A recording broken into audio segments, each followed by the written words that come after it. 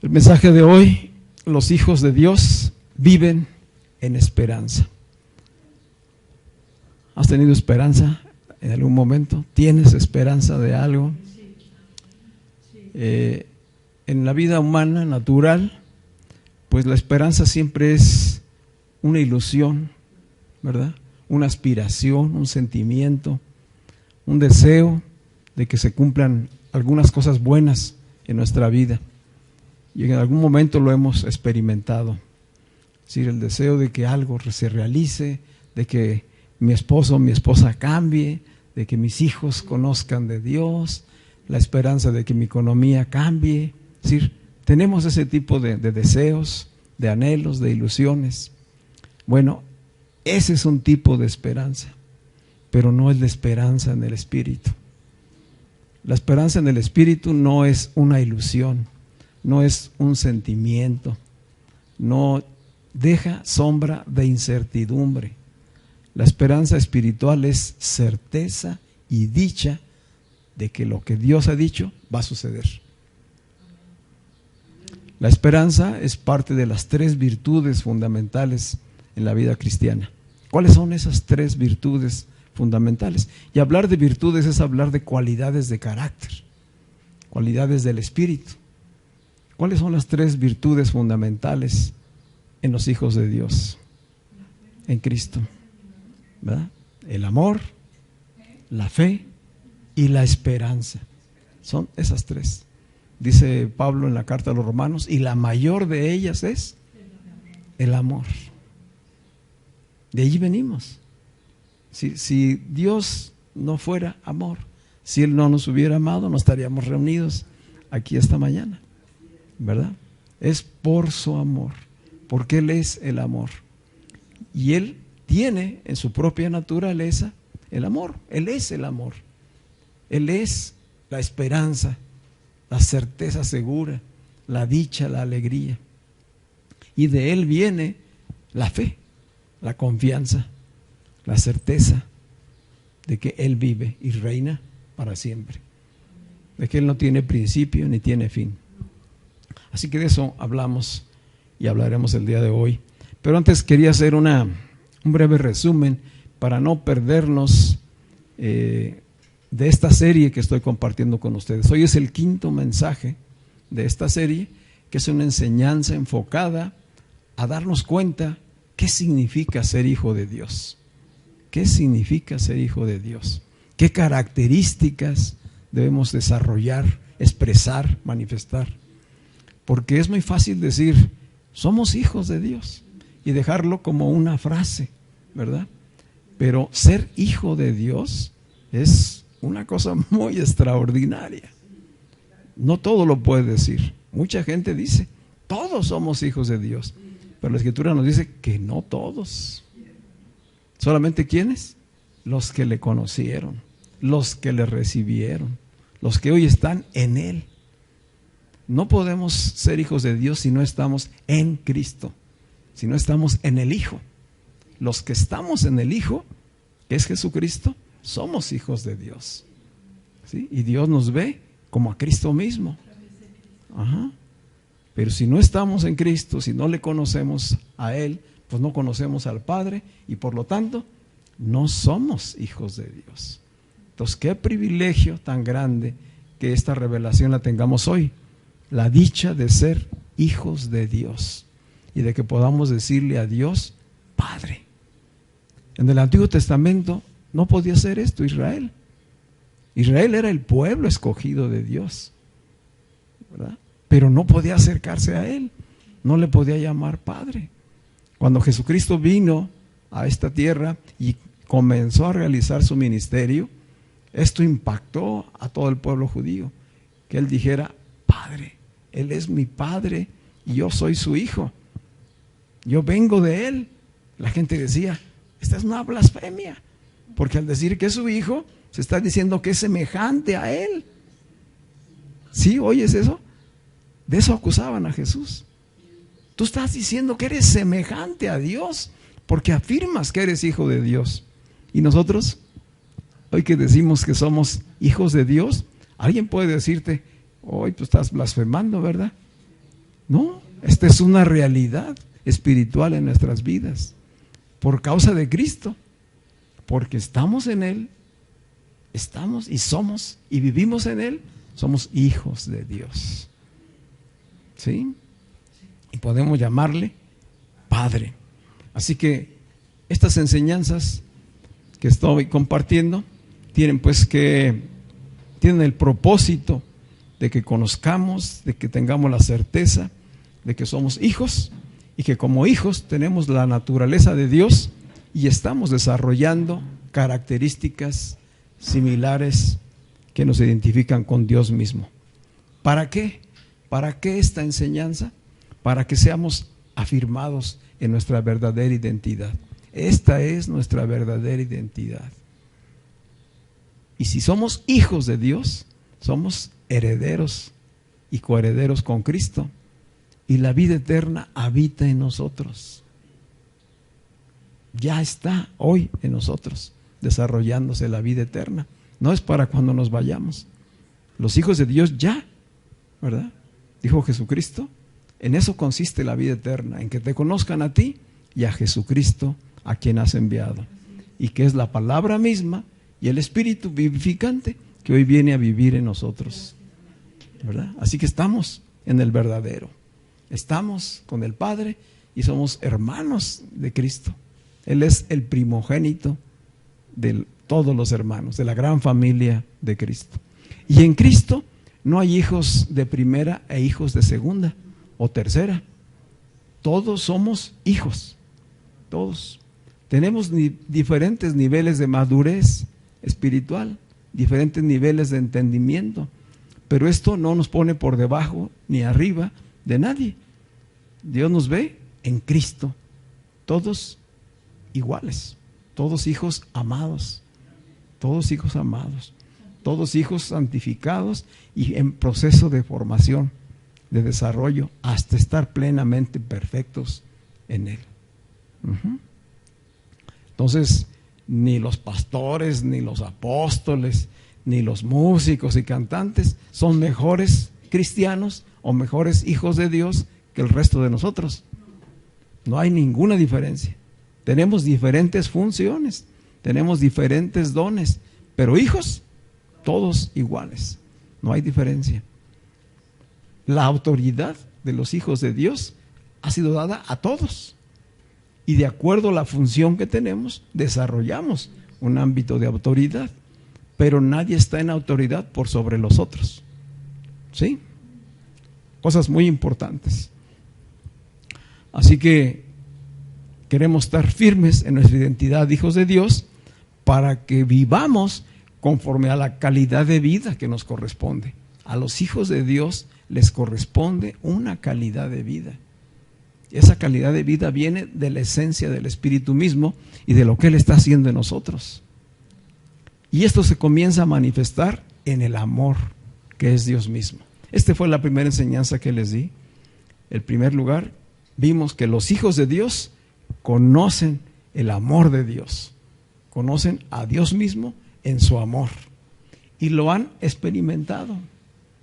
Lo han experimentado y lo practican. Si conocemos el amor, porque nos ama, porque Él es el amor. ¿Cómo sabemos que Él nos ama y que Dios efectivamente es amor? Tenemos testimonios visibles, ¿verdad? ¿Cuál es la principal característica del amor? El dar. Y Dios nos ha dado. Nos ha dado vida, nos ha dado salvación y muchas bendiciones continuamente, ¿verdad? Pero si nosotros observamos toda la creación, ¿sí? Lo que vemos aquí y lo que sabemos que existe, porque lo vemos en las películas o en la televisión o en revistas, y podemos ver la grandeza del mundo en el que vivimos. Este planeta en el que estamos es hermosísimo, hermosísimo. Cuando vemos sus montañas, sus lagos, sus mares, sus selvas, su abundante fauna, flora, ¿verdad? La gran diversidad de lo que Dios ha creado. Cuando vemos las maravillas que ha hecho en nosotros, seres distintos en todo, diferentes, únicos. Allí vemos el amor de Dios. Todo lo ha creado para darlo. Dios nos ama y ama abundantemente, y todo lo ha dispuesto para sus hijos, para que lo disfruten, para que sean plenos en Él, porque Él no es escaso, no le falta nada, no le falta nada. Él es abundante, pleno, y quiere que sus hijos participen de esa calidad de vida, y lo primero que quiere es que conozcamos su amor. Ese amor de Dios nos da seguridad, nos da confianza, nos da protección, nos da provisión, etcétera. Por eso digo que los hijos de Dios conocen el amor de Dios y lo han experimentado. Y pueden decir con toda seguridad, Dios me ama. ¿Verdad? ¿Sí? Y la prueba mayor de todo es que Él dio a su Hijo Jesucristo. ¿Verdad? Que la mayor prueba y testimonio de amor es Cristo en esa cruz con los brazos abiertos, ocupando tu lugar, mi lugar, ¿verdad? Para recibir en Él, en sí mismo, el castigo que merecíamos cada uno de nosotros, el juicio, ¿verdad? Él pagó por nosotros la cuenta, ¿verdad? Dice la Escritura, quizá alguno pudiera morir por alguien que se porte bien, por alguien que sea justo, pero ¿quién estaría dispuesto a morir por el más peor de los pecadores? Pues siendo aún pecadores cada uno de nosotros, Él nos amó. ¿Sí? No esperó hasta que fuéramos buenos. Siendo aún pecadores, Cristo murió por nosotros. Amén. Esta fue la primera enseñanza. Y hoy sabemos que ese amor, que es Dios mismo, fue derramado en nuestros corazones. Es lo que dice Romanos capítulo 5, versículo 5. El amor de Dios ha sido derramado por su Espíritu en nuestros corazones. Si su naturaleza divina es en esencia amor y su Espíritu ha venido a vivir en mí, ¿qué tengo en mí? El amor. Y el amor me capacita para amar como Dios ama, no conforme el mundo ama. El mundo ama de manera conveniente, circunstancial. Y hoy ama y mañana está odiando, ¿verdad? Mañana rechaza, porque depende de sus emociones. Pero el amor de Dios es perfecto, ese no cambia, ¿sí? Y Él ama como un padre perfecto. Si en algún momento nuestros padres hubieran fallado, hubieran tenido errores, que todos los tenemos y nuestros padres los han tenido, nuestro Padre Celestial es perfecto. Y su amor para con nosotros es perfecto y no cambia, no cambia absolutamente. No depende si te portas bien o te portas mal, porque ya aún siendo pecador ya te amó. ¿Cuánto más ahora que estás santificado por Él? Eso no va a cambiar. ¿Sí nos vamos dando cuenta de la grandeza? Así que el primer mensaje que les di fue: los hijos de Dios conocen su amor y lo viven, lo experimentan. Todo el centro del mensaje que estoy compartiendo de estas enseñanzas es el capítulo 3 de la primera carta de Juan. Ustedes pueden volver a releer ese capítulo que habla de las características de los hijos de Dios. Dice el apóstol Juan en el capítulo 3, versículo 1: mirad con cuánto amor nos ha amado el Padre, que nos ha llamado hijos de Dios. Dice, y lo somos. Pero dice, ¿cómo empieza? Mirad, dense cuenta, pongan atención cuánto nos ama el Padre, que nos ha llamado hijos. Y todo el capítulo 3 está desarrollando características de los hijos de Dios. La segunda enseñanza que les compartí es acerca de que los hijos de Dios caminan en justicia. Los hijos de Dios caminan en justicia porque han sido declarados justos. ¿Qué significa ser declarado justo? Sin pecado. sin pecado, sin deuda delante de Dios. ¿Cómo es que somos declarados justos? Por Jesucristo.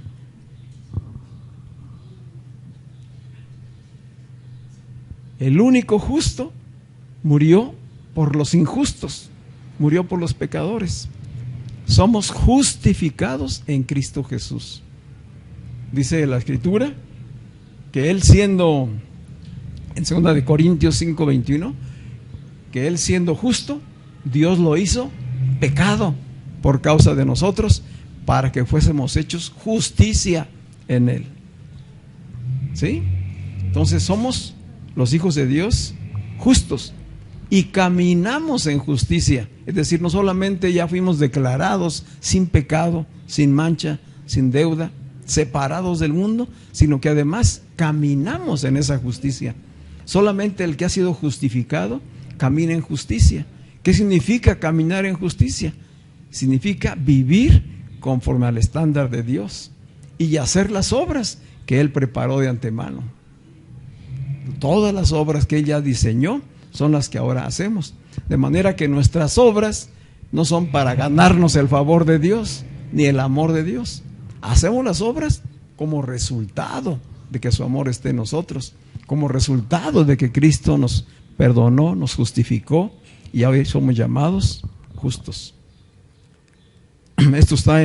Esta fue la segunda enseñanza. La tercera enseñanza que di acerca de los hijos de Dios, dice, los hijos de Dios no practican el pecado. Los hijos de Dios no practican el pecado. Si ya son justos, entonces no son pecadores. No somos pecadores. Esto a veces alguien va a decir, ay, ¿cómo? ¿Cómo que porque eres cristiano ya no eres pecador? Si todos los días cometes errores. Sí, pero no practicamos el pecado. No tenemos una naturaleza caída, contaminada por el pecado de nosotros. Porque por la sangre de Cristo hemos sido purificados, santificados, justificados, redimidos, que se pagó el precio. Eso significa redención, pagar el precio de la esclavitud que teníamos al pecado. Entonces, solamente son pecadores los que viven cotidianamente practicando el pecado. Pero los hijos de Dios no practican el pecado, dice Juan, ni lo pueden hacer, porque la simiente de Dios permanece en ellos. Ya no somos solamente la simiente humana, no, somos hijos de Dios. La simiente es el Espíritu de Cristo en nosotros. Esa es la nueva naturaleza. Y la nueva naturaleza en Cristo no puede pecar. ¿Qué sucede cuando cometemos errores ahora? Que inmediatamente nos damos cuenta. ¿Sí? Ya no vivimos en la inconsciencia, no vivimos disfrutando del pecado, sino que identificamos inmediatamente el error y podemos acudir a Jesucristo como nuestro abogado, como nuestro intercesor. Si confesamos nuestros pecados, nuestros errores, Dios es fiel y justo para perdonarnos y limpiarnos de todo. ¿Sí? ¿Por qué son importantes estas enseñanzas? Primero, para afirmar nuestra identidad, para alcanzar madurez y para enseñar a otros.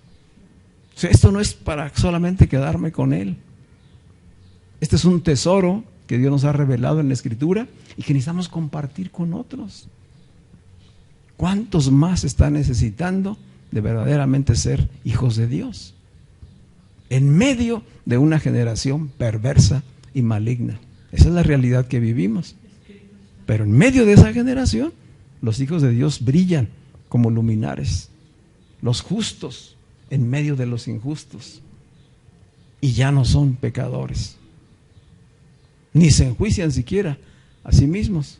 Se examinan, que es otra cuestión, ¿verdad? Dice el libro de los Hechos, en el capítulo 3:19, que cuando Pedro compartió el mensaje, la pregunta de todos era, ¿y qué debemos hacer?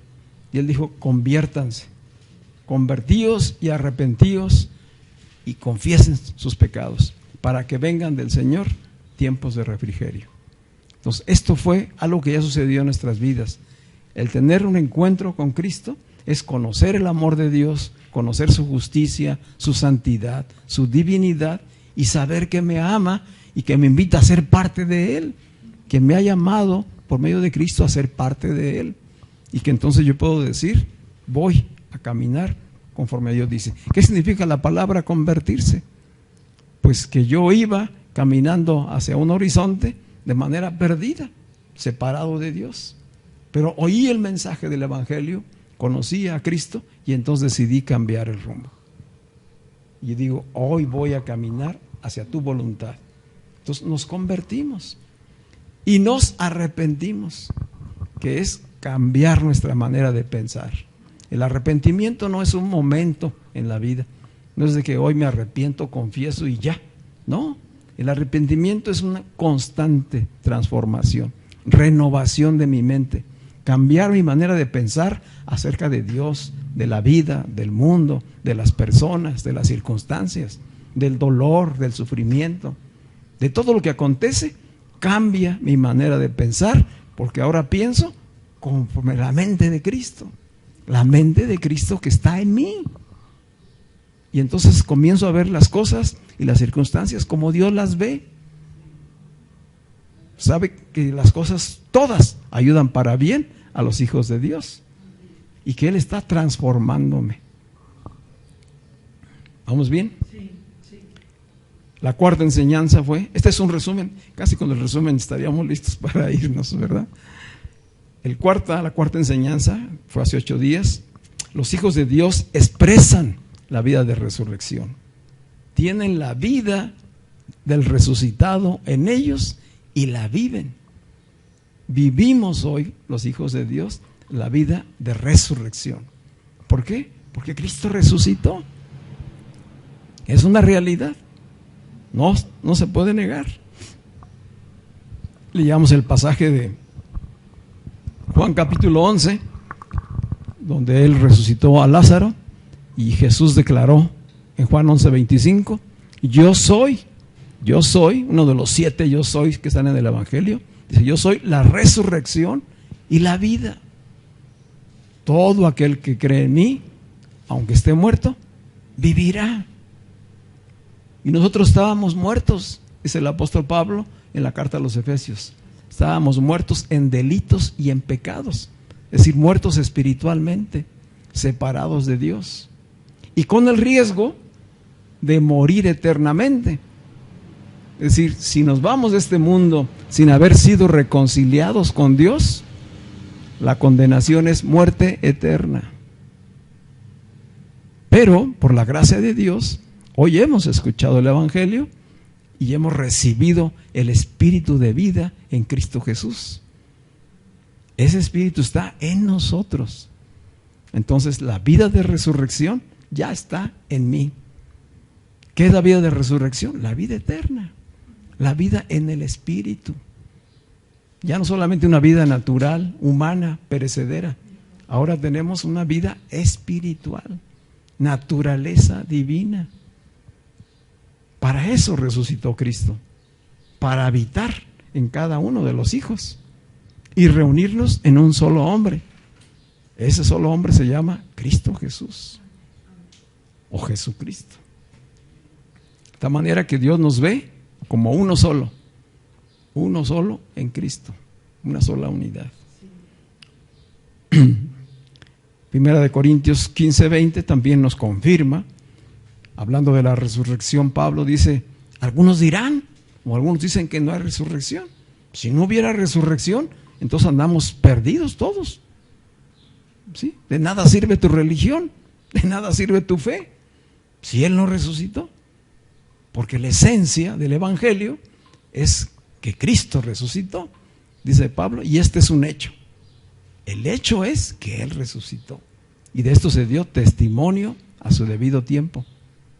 Fue anunciado desde el Antiguo Testamento y fue cumplido en su debido tiempo. Y hoy sabemos que Él resucitó y que está en los que creen, en los hijos. Entonces Él ya no es el Jesús histórico, ¿sí? La historia, lo que sucedió en el Antiguo Testamento, pues sí, es una cosa que sucedió, Pero la realidad de vida es que en espíritu de vida vive en nosotros. Por lo tanto, ese poder de resurrección está en nosotros, la vida en el espíritu. Amén. Por eso dice el apóstol Pablo a los Gálatas, en el capítulo 2:20, con Cristo estoy juntamente crucificado. Y si estoy crucificado en Él, también estoy resucitado. Dice, porque si morimos con Él, entonces también resucitamos con Él. Y entonces Él está en nosotros y vivimos ya desde hoy la vida eterna. Con Él estoy juntamente crucificado y ya no vivo yo. O sea, ya no vive mi carne, ya no gobierna el pecado, sino que ahora lo vivo en la fe del Hijo de Dios, no en la fe de Paco, no en la fe de ninguna iglesia o de ninguna religión. Lo vivo en la fe del Hijo de Dios, el cual me amó y se entregó a sí mismo por mí. Ese es el testimonio de la cruz y del sacrificio. Por amor lo hizo por mí, para que yo fuera perdonado, limpiado de todo pecado y viviera hoy una vida de alta calidad. No cuando me vaya de este mundo, no, desde aquí. Que no viva más con culpas, que no viva más atormentado, que no viva más en escasez, que no viva siempre en temor, en incertidumbre, en dudas, en miedo por todo lo que acontece, sino que lo vea desde la perspectiva de Dios y mantenga mi calidad de vida desde el Espíritu, con un carácter que está siendo transformado. Amén. Así que como hijos de Dios, además tenemos la gran promesa de Cristo. Cristo dijo en Juan capítulo 6, versículo 40, después de haber hablado del pan de vida, dijo, y esta es la voluntad del que me ha enviado. ¿Quién envió a Jesucristo? El Padre. Esta es la voluntad del que me ha enviado, que todo aquel que vea al Hijo, y tú di, yo, que todo aquel que vea al Hijo y cree en Él, tenga vida eterna. Esa es la voluntad del Padre. Todo aquel que vea al Hijo y cree en Él, tenga vida eterna. Es un regalo. Y la promesa es, y yo le resucitaré en el día postrero. Experimentamos una resurrección espiritual y sabemos y esperamos una resurrección física. Física. Nuestros cuerpos serán semejantes al de Cristo, porque Él es las primicias, Él fue el primero. Y Él se levantó en un cuerpo diferente, transformado. ¿Cuál es la promesa para nosotros? Que Él hará. ¿Sí? Él lo va a hacer contigo y conmigo. Esa es la promesa. Y sus promesas son verdad. Y esto abre la esperanza. De esta es de la que hablamos hoy. Esto abre la esperanza a los hijos de Dios. Este es el mensaje de hoy. Los hijos de Dios viven en esa esperanza. Viven en esa esperanza y se purifican a sí mismos. Esto es lo que dice el apóstol Juan en la primera carta de Juan, capítulo 3, versículos 2 al 3. Este es el pasaje central de hoy. Primera de Juan 3, 2 y 3. Lo leo. Dice, amados, ahora somos hijos de Dios. Es Juan capítulo 3, primera carta de Juan capítulo 3. Amados, ahora somos hijos de Dios. Esta es la certeza que tenemos, ¿verdad? Y aún no se ha manifestado lo que hemos de ser. O sea, muchos nos dirán, ¿cómo dices tú que eres hijo de Dios? Que no eres un pecador. Si yo estoy viendo, ¿verdad?, las características de quién eres, de cómo te comportas, de qué actitudes tienes, de qué hablas, de qué haces.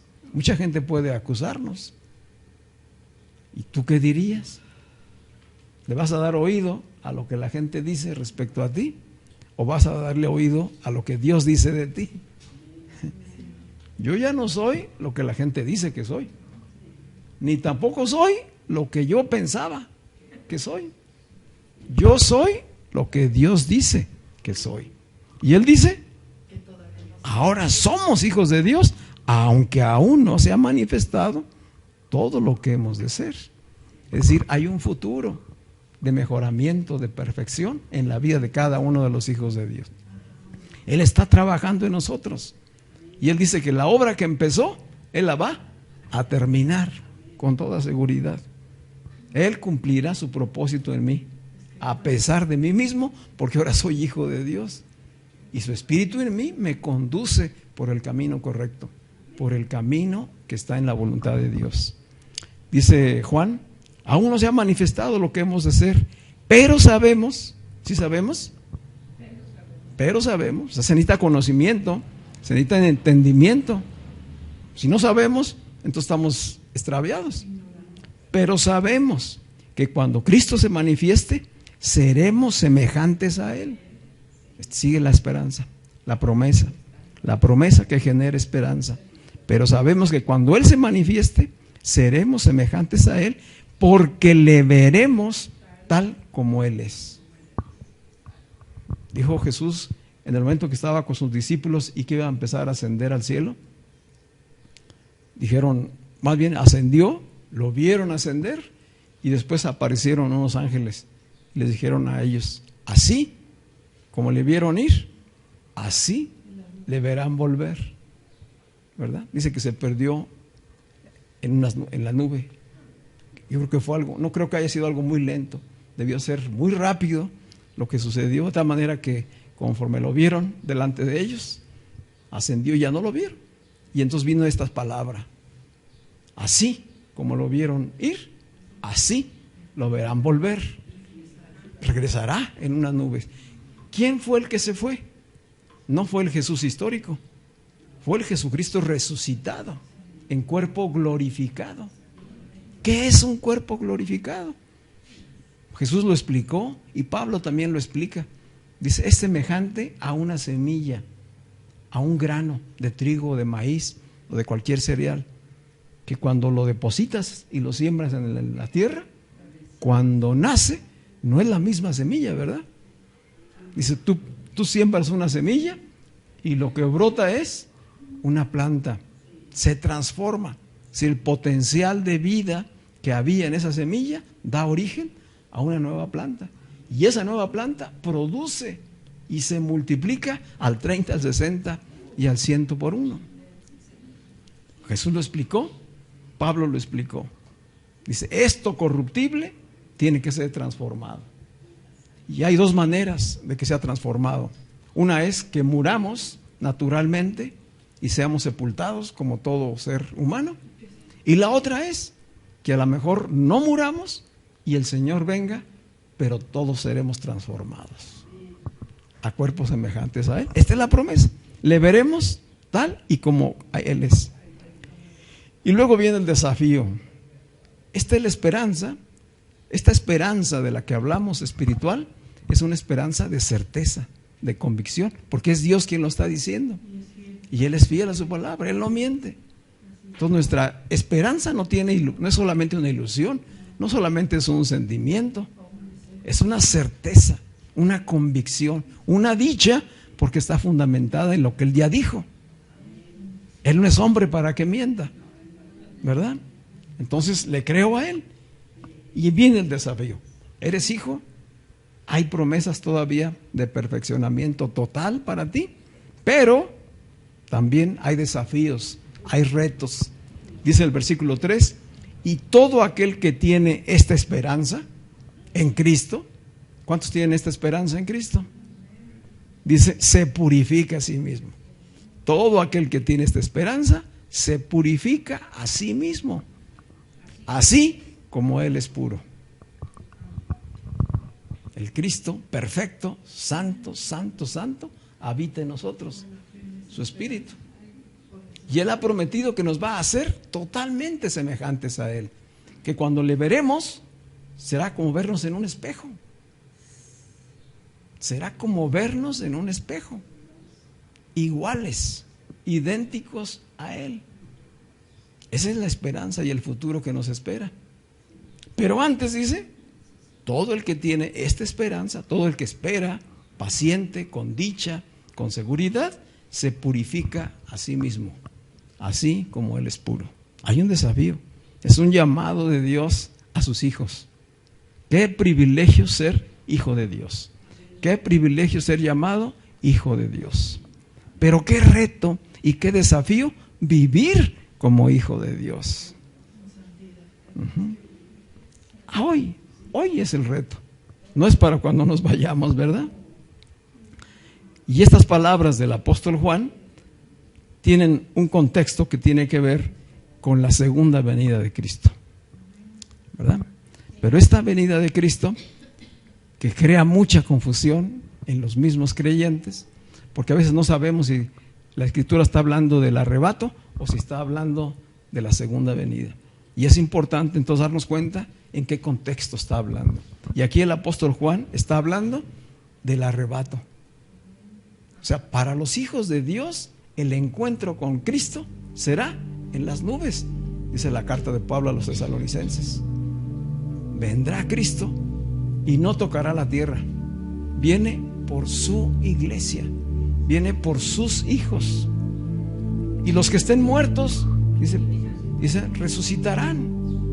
Los que hayan muerto, los que hayan dormido en el Señor, dice, ellos son los primeros que resucitarán. Y nosotros, dice Pablo, los que estemos vivos para ese momento, seremos llevados, pero transformados. Esto es lo que la palabra dice. ¿Sí? No es la segunda venida, es la venida de Cristo por su iglesia, para que se cumpla lo que nos ha dicho. En ese momento es que le veremos y seremos semejantes a Él. Y todo será rápido. Va a ser muy rápido. ¿Y sabes qué? Esto puede suceder en cualquier momento. Cada vez estamos más cerca de que esto suceda. Y no es el fin. No es el fin. Nos iremos con Él y entonces vendrá una gran tribulación. La tribulación que ya hoy existe aumentará a lo máximo y se manifestará el anticristo y el profeta que lo respaldará, y vendrán tiempos muy difíciles, pero su iglesia ya no estará aquí. Su iglesia ya no estará aquí. Estaremos con el Señor, transformados, hechos semejantes a Él. Y cuando Él finalmente venga, porque vendrá por segunda vez, pero vendrá a hacer juicio. Esa segunda venida es tremenda, porque Él viene a hacer juicio, a juzgar conforme a las obras, a juzgar conforme a la fe. Y habrá un trono y habrá un juicio, y habrá todas las señales de las que habla Mateo 24. Esa sí es la segunda venida. Y Él viene a juzgar a vivos y a muertos y a establecer su reino aquí en la tierra. Eso para nosotros no participaremos de ello. Antes nos guardará a sus hijos, a su iglesia. Qué tremendo, ¿verdad? Pero mientras esperamos que todo esto suceda, dice, hay que purificarse a sí mismos, guardarse, mantenerse en santificación. Él ya nos santificó, nos limpió, nos purificó, nos apartó. Hoy nos toca a nosotros conservarnos, ¿verdad? Es decir, que nuestro carácter siga transformándose y que no caigamos en la tentación, que no aceptemos las provocaciones, que no aceptemos que otra vez el pecado reine en nuestros cuerpos mortales. Dice Pablo en el capítulo 6 de Romanos, versículo 12, no reine pues el pecado en vuestros cuerpos mortales, Romanos 6, de modo que lo obedezcáis otra vez, sino presentaos vuestros miembros, nuestros propios cuerpos, en santidad al Señor, como instrumentos de bendición. Ese es el desafío que tenemos hoy, ser perfeccionados, purificados. ¿Qué más significa esta esperanza purificadora? Pues queda muy claro que no va a ser Dios quien lo va a hacer. Él ya hizo una obra. A los que nos corresponde, dice, es a nosotros. Se purifican a sí mismos. Los que tienen esta esperanza se purifican a sí mismos. Están comprometidos con Cristo y consigo mismos a guardarse, a apartarse a no mezclarse con el mundo. El que es hijo de Dios no se enreda en las cosas de este mundo, porque su esperanza está en Cristo. La esperanza de los hijos de Dios no es una bendición. No estamos esperando que Él haga un milagro, que haga una bendición. No estamos esperando por cosas. No estamos esperando por restauración de relaciones. Nuestra esperanza está en Él, en la obra que Él está haciendo en nosotros. Lo demás, las demás bendiciones vienen por añadidura. ¿Sí? Y mientras tanto, estamos expuestos a sufrimientos, a pruebas, pero en todas ellas Él está en nosotros y con nosotros. No está lejos, está en nosotros. Las mismas pruebas, las mismas sufrimientos son parte de esa purificación que Dios está obrando en nuestras vidas. Todo ayuda para bien. ¿Sí?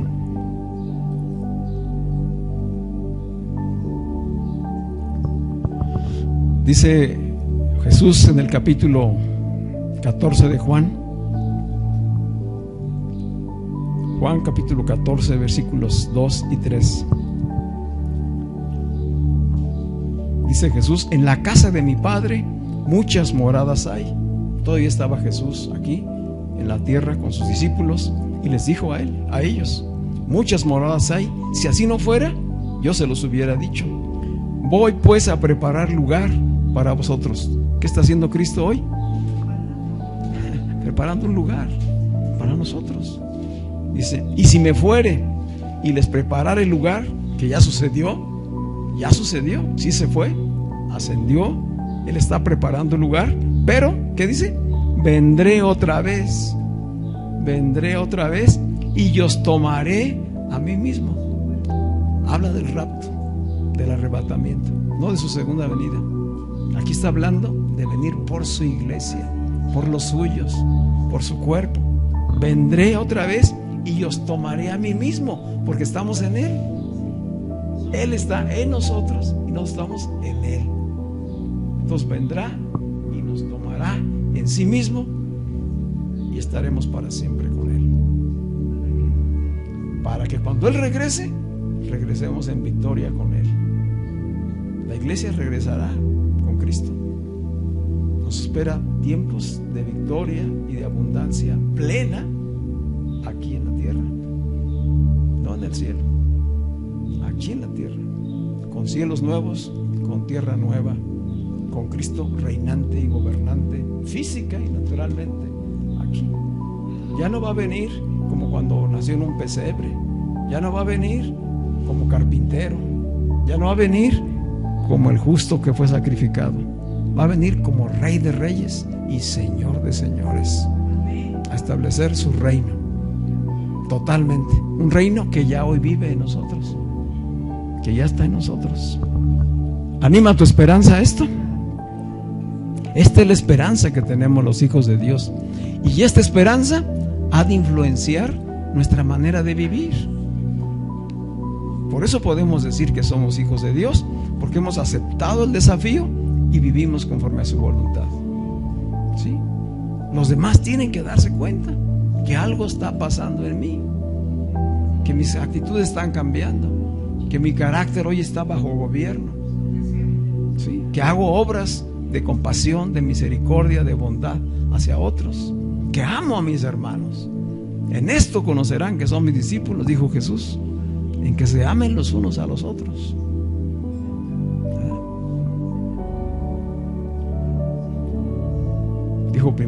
Pedro dijo en su primera carta, capítulo 1, versículo 15: como aquel que los llamó es santo, sed también vosotros santos en toda vuestra manera de vivir. ¿En qué? En toda vuestra manera de vivir. Cuidar nuestra manera de vivir. ¿Cómo estamos viviendo? Si somos hijos de Dios, debemos vivir como hijos de Dios, pensar como hijos de Dios, hablar como hijos de Dios, tener las actitudes que tuvo Cristo, ver las circunstancias y la vida como Dios las ve. Tenemos una esperanza viva, dichosa y activa. La esperanza de la que Dios nos habla aquí a través de Juan no es una esperanza pasiva, no es el esperar, sí con paciencia, pero activos. ¿Activos en qué? En nuestra propia santificación, en los cambios que Dios está haciendo en nuestras vidas. Pablo también le escribió a Tito, es una carta que acabamos de leer, y le dijo en el capítulo 2, versículos del 11 al 14, Tito 2, 11 al 14, dice: porque la gracia de Dios se ha manifestado para la salvación de todos los hombres. Por gracia somos salvos. Y nos enseña que debemos renunciar. Esto es lo que nos enseña. Esta es la vida activa, la purificación en la esperanza. Nos enseña que debemos renunciar a la impiedad, no hacer cosas que ofendan a Dios, no deleitarse en las cosas de la carne, renunciar a eso, a los deseos mundanos, y a vivir en esta época, a vivir hoy.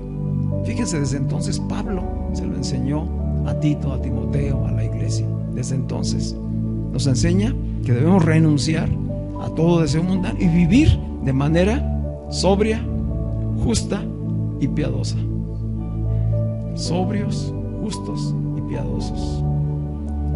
La piedad es la verdadera religión, la religión en Cristo, que es hacer las obras que Él hizo, siendo misericordiosos, compasivos, amorosos. Esa es la vida piadosa. Justos, porque estamos viviendo en la justicia de Cristo. Y sobrios, es decir, no dormidos, sino despiertos, entendidos, con revelación, con entendimiento.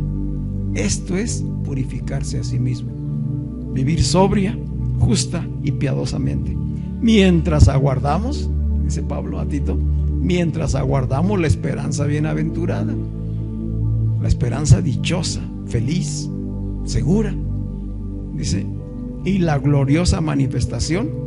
Estamos esperando esa dichosa gozo y esperanza de encuentro con Cristo, y la gloriosa manifestación de nuestro gran Dios y Salvador Jesucristo. Está hablando nuevamente del rapto, del arrebatamiento, no de la segunda venida. ¿Qué estamos esperando? Los hijos de Dios no esperamos la segunda venida.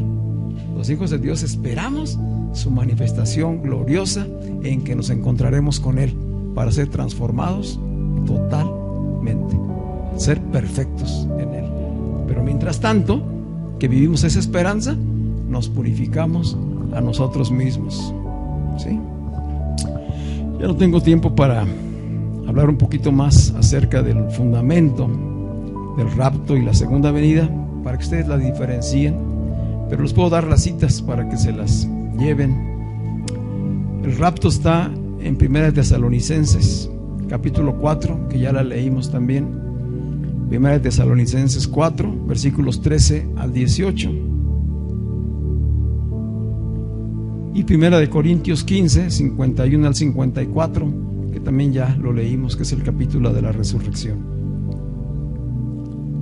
Ahí Pablo dice: no queremos, hermanos, que ustedes ignoren y que no sepan lo que pasará con los que ya han muerto, ni se pongan tristes como los que no tienen esperanza. Si creemos que Jesús murió y resucitó, así también levantará con Jesús a los que murieron en Él. Y a los que no estén muertos, a los que habremos quedado, seremos transformados, porque el Señor mismo descenderá del cielo, y los muertos en Cristo serán primero, y después seremos arrebatados juntamente con Él en las nubes para recibir al Señor en el aire. El Señor no tocará a la tierra. Será así como lo vieron los apóstoles ascender, así será para con nosotros. Va a ser algo muy rápido. La gente se va a sorprender de que de repente, estando así sentados, las sillas se queden vacías. ¿Qué pasó? Será como un rayo, como un relámpago, ¿sí? Y de repente los hijos de Dios ya no estarán, y vendrá una gran tribulación. Pablo les dice en 1 Corintios: les voy a contar un misterio. Este es un misterio. No todos moriremos, pero todos seremos transformados. Esa es nuestra esperanza. En un instante. Por eso les digo que esto va a ser violento, esto va a ser rápido. Es la primera carta de los Corintios 15, 51 al 54.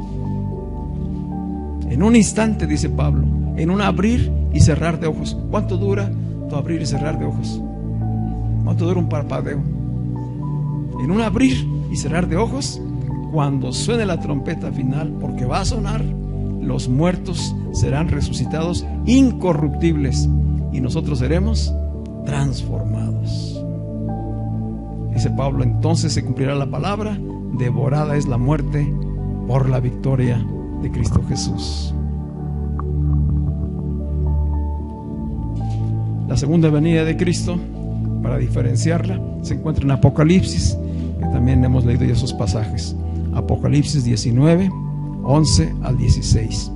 Y allí habla de juicio, allí habla de una venida tremenda del Señor, ¿verdad? Ahí viene Él a juzgar a vivos y muertos, viene a establecer su reino. Y van a suceder pues todas las señales que habla Mateo 24. Mateo 24 no habla del arrebatamiento, no habla del tiempo en que la iglesia se va con Cristo, habla del juicio de parte de Dios en su segunda venida. Así que los que tienen esta esperanza viva, ¿qué? Cada día se purifican a sí mismos. Pablo, con la carta a los Hebreos, dice: procuren vivir en paz con todos. Es parte del ser purificados. Vivan en paz con todos, en santidad, sin la cual nadie verá al Señor. Tengan cuidado y no se pierdan de la gracia. No dejen que la amargura brote en ustedes. Es parte de ese purificarse a sí mismos. Nada de guardar rencores, nada de guardar resentimientos. Es parte de la purificación.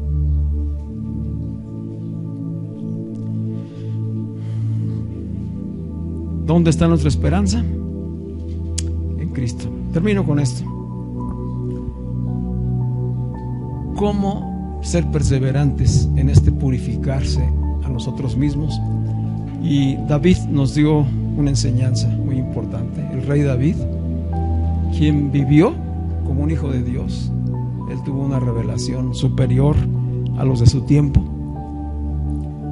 Y él dice en el Salmo 139, versículos 23 y 24, Salmo 139, 23, 24, palabras que ya hemos también leído en otras ocasiones.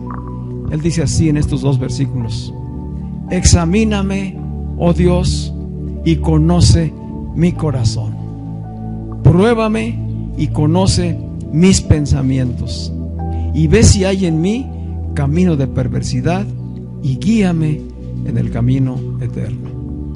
David nos enseña a autoexaminarnos, a hacer un alto en el camino. ¿Cada cuándo?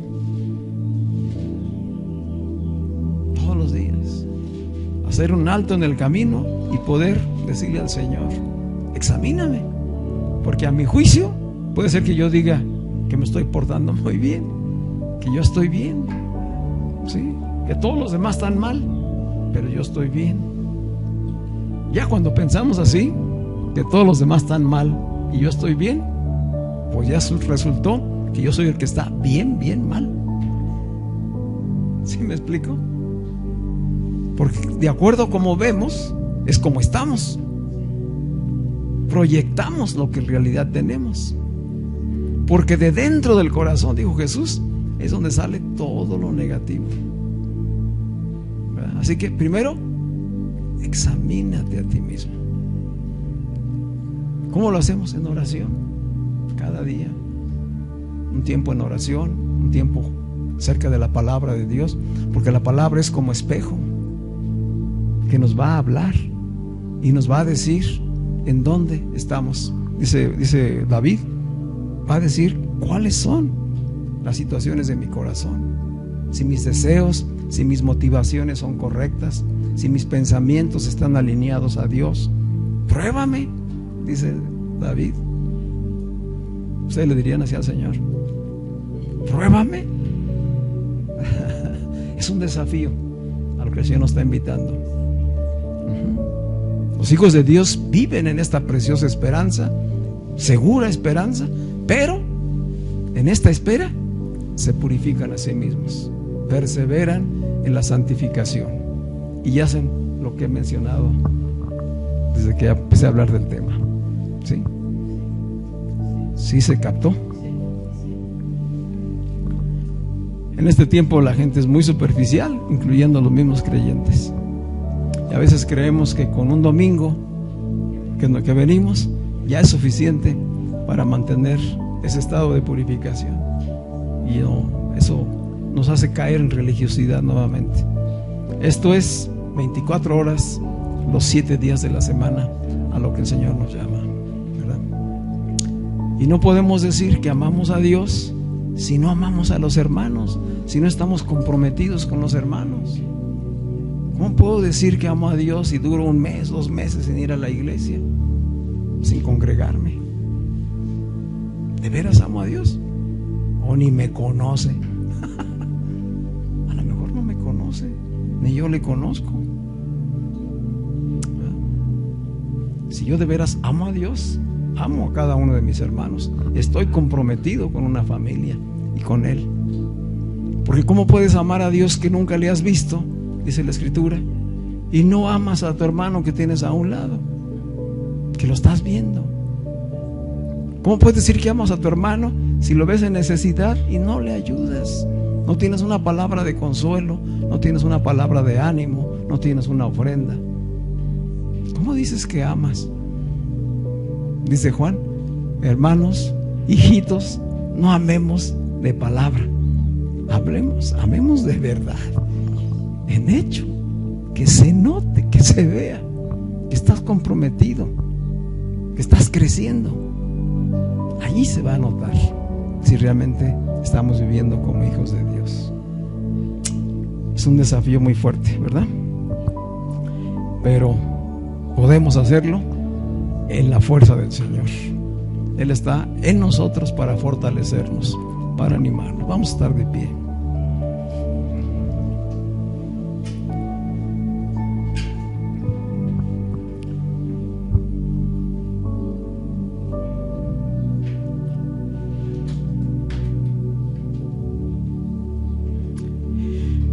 El Señor viene pronto. Es lo que dice la palabra de Dios. Él viene pronto.